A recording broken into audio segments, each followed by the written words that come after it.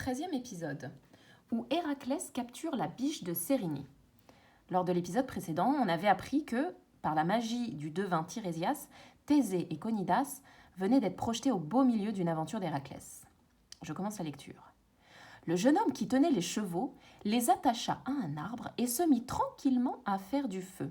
Peu après, Héraclès apparut. « Encore raté !» maugréa-t-il. « Tant pis, nous aurons cette maudite biche demain. »« Cela fera bientôt un an, mon oncle, » répondit le jeune homme avec effronterie.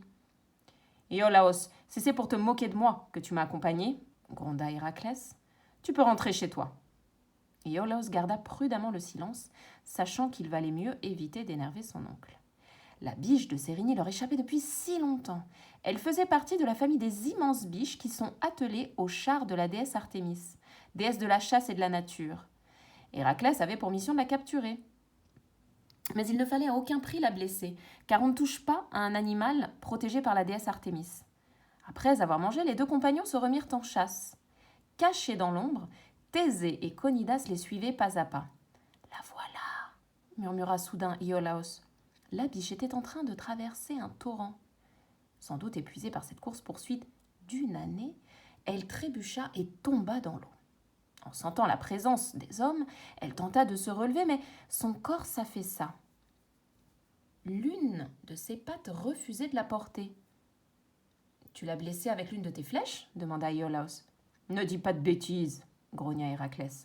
« J'ai juste tiré en l'air pour lui faire peur et ralentir sa course. » Iolaos se tut, mais Thésée devina à son visage qu'Héraclès ne l'avait pas convaincu. Plus Héraclès s'approchait, plus l'animal blessé s'agitait en des sursauts désespérés. Le cœur de Thésée se serrait de pitié pour la biche. Qu'allait donc lui faire Héraclès ? Il se baissa vers elle. On aurait dit qu'il la saluait, comme on salue un adversaire courageux et respectable que l'on vient de vaincre. Puis, il la chargea délicatement sur ses épaules. « Qu'il est fort ! Cette biche est aussi grosse qu'un taureau !» s'émerveilla Thésée. Agacé, le professeur haussa les épaules sans répondre. La biche ne résistait plus. Elle laissait sa tête pendre sur l'épaule d'Héraclès, qui sortait du ruisseau à grandes enjambées. Sur l'autre rive se tenait une jeune fille. Elle était vêtue d'une courte tunique et chaussée de sandales lacées haut sur le mollet. Elle portait un carquois et des flèches en argent. Son front était courroucé, c'est-à-dire qu'elle était très fâchée. Son visage d'une pâleur extrême.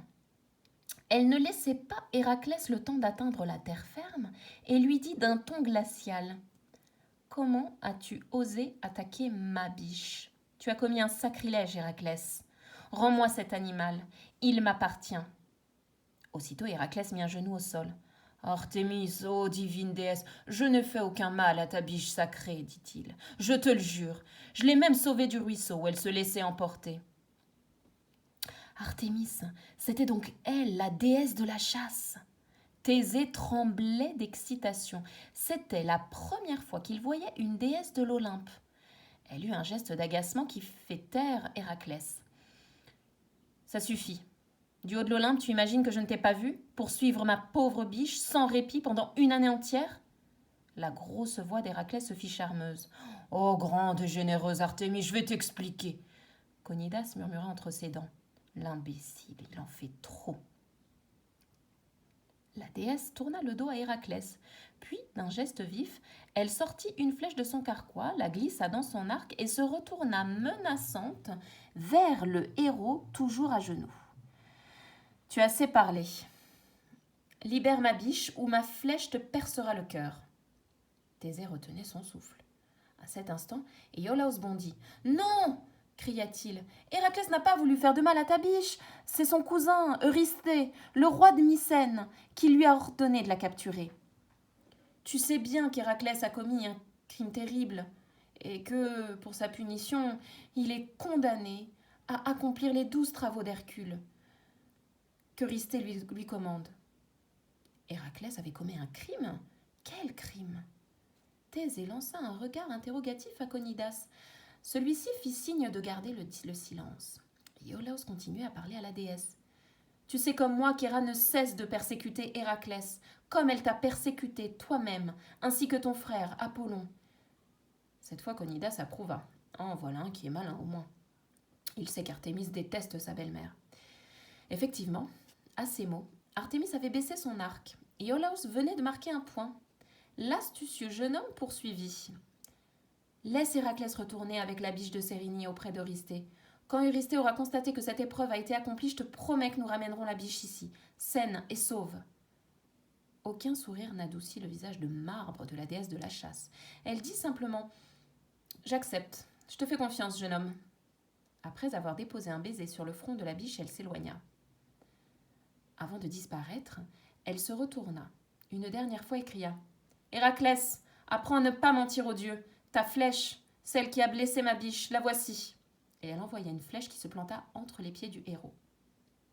Héraclès resta un moment immobile. Il avait l'air absorbé dans de noires pensées. Quand il se releva enfin, il ne pensa même pas à remercier Iolaos de l'avoir sorti d'affaire. Il dit juste « Rentrons à Mycène. » Thésée se tourna vers Conidas et demanda « On les suit ?»« Si tu veux, » murmura son professeur, « mais prépare-toi à ce que tu vas voir. Les travaux d'Héraclès sont tous plus terribles les uns que les autres. » La suite au prochain épisode.